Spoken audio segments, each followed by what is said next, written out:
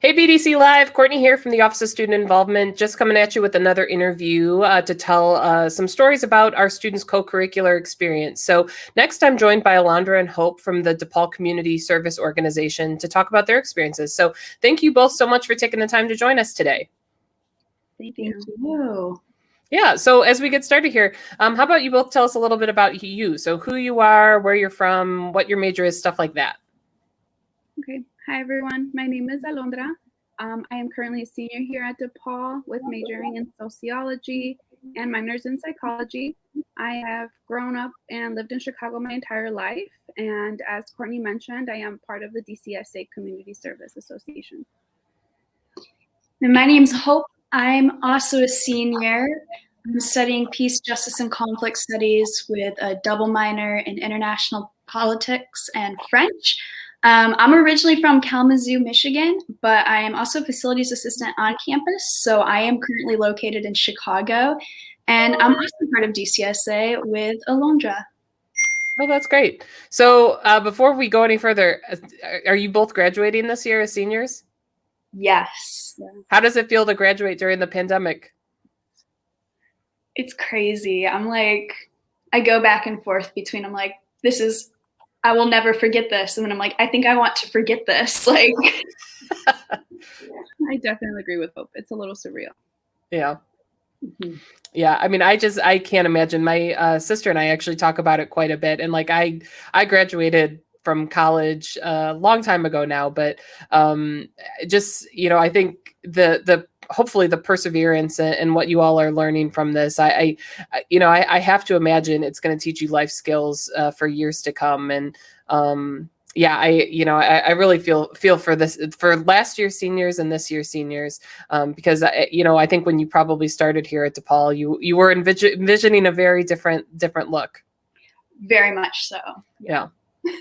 Well, I know one of the great parts of some of these interviews is we have the opportunity to talk about some of the exemplary examples of our student organizations who are pivoting to a virtual environment. And, from what I've been hearing about DCSA, it's definitely one of them. So before we talk about what you all have been up to, how about you give us our viewers a little bit of an overview about what DCSA is and what you all have been doing? Absolutely. Yeah. So DCSA stands for DePaul Community Service Association. We're a very community-driven organization. We kind of fall under that Vincentians in Action big umbrella that we have. We have several different components under it. We're one of them. Prior to this pandemic, we would have service sites 6 days a week, groups going out doing all kinds of different community work. Anything you were interested in, we could probably find something for you. We had a group that worked with an animal shelter. We had a lot of different ESL, tutoring, after school programs, folks working at some food banks, just a lot of different opportunities to get involved with different members of the Chicago community and really answer that essential Vincentian question of what must be done. And so it was very important to us that we continue that even in the pandemic. That's great. So tell me a little bit about what this pivot to virtual has looked like for DCSA, and how are you continuing to answer that question? How are you continuing to do service? Yeah, so it took us a while to get back into service because we had to work with different organizations. We have about 14 service groups, and each organization has a different capacity. So we really had to work with our community partners, and before asking them if we could do service again, just focusing on what they needed as a community. It is really important for us to get back out there, but if they don't have the resources, we don't want to be overbearing. But we currently do have a couple of service groups that are active. They're all, I think, ESL tutoring and tutoring after school with children. They've been very successful. We've had a lot of volunteers coming, which is amazing. And we've also had a lot of students on the other end that are also joining us. I think it's really special to see where everyone's joining us from their homes, from different places. I've actually had someone join us all the way from Mexico, which I thought was super awesome because in another world, she wouldn't have been able to be there with us. But she got the link from her friends and we were able to do ESL tutoring with her, which was really exciting, but it has been a little difficult. We are going through it though. Yeah. Out of pure curiosity, do you think that some of these like online, like ESL tutoring is a great example. Do you think that you're going to continue to do these even when we go back to in-person operations, or do you think it's purely something that you all are doing just to kind of get through the pandemic? Yeah.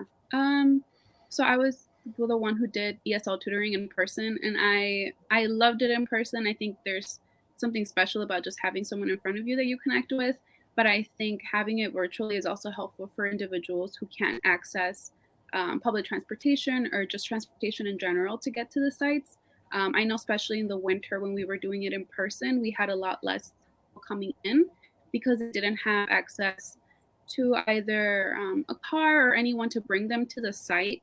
So I think it would be helpful to still offer virtual classes, but I think that would solely depend on whether the organization wants to do that. Mhm. Yeah, and I think that's a great point of like whether the organization wants to do it, whether there's a need. But it has been interesting to see, especially in some of these virtual environments, like the no-show rate has dropped a lot. You know, for one-on-one offerings and one-on-one gatherings. I know that's something that we talk about at DePaul too, like one-on-ones and other things like.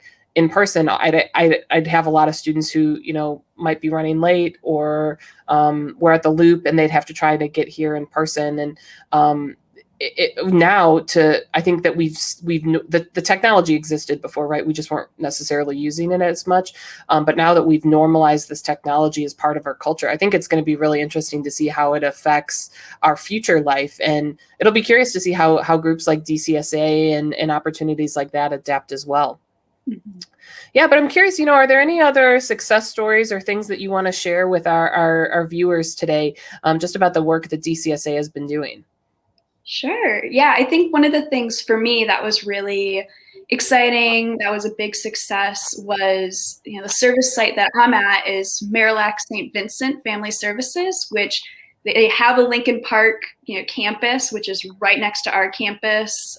For 2.5 years, I would make that walk like maybe 3 blocks, 4 blocks every single Wednesday afternoon. So pivoting to online at first was a big struggle. It took us a while to get that off the ground, and I definitely really missed it. That was like the first concrete thing that I like committed to when I started as a freshman at DePaul. So getting to just be online, I'm with a different age group. I'm with pre-K now. I used to kind of do more of the first, second, third grade. But it's just really fun to see them. They bring so much joy to my day. So just being able to get that off the ground and being able to it's a small group, you know, it's usually 4 or 5, 3, 4-year-olds in their different Zoom environments. But just to get to interact with them and build those connections, I think is really, really special. Yeah, that's great to hear. And I imagine you have some really fun stories of little kids trying to figure out how to use Zoom too. Yes, we have a lot of you got to mute them for them, or they're like shouting about something. Or we had a show and tell one time, and one of our young sirs was very excited to show us his lizard named Black Panther. So a lot of fun stuff. You know, I wouldn't have gotten to see Black Panther, the lizard, if we were in person. So we take what we can get. And that will be a memory you cherish forever. Yeah. Well, this has been great. Thank you both so much for taking the time to join us today and share a little bit about DCSA. But any final thoughts, closing thoughts, or places that people can go to follow DCSA in the future if they're curious to get more information? Yeah, so we do have an Instagram page that everyone can follow. It's just at DePaul Via. We do post, sometimes students take over, so you're able to see what it's like just for the daily life of each of our students and our volunteers.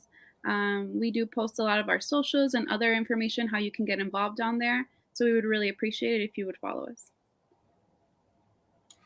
Great. Well, thank you again so much for taking the time to join us today. And to our BDC Live viewers, thanks for continuing to tune in throughout the day. We've got lots more stories for you coming throughout the entire stream for today. So be sure to tune back in later to hear more. But until next time, we hope you all stay safe. Bye-bye, Blue Demons. Bye.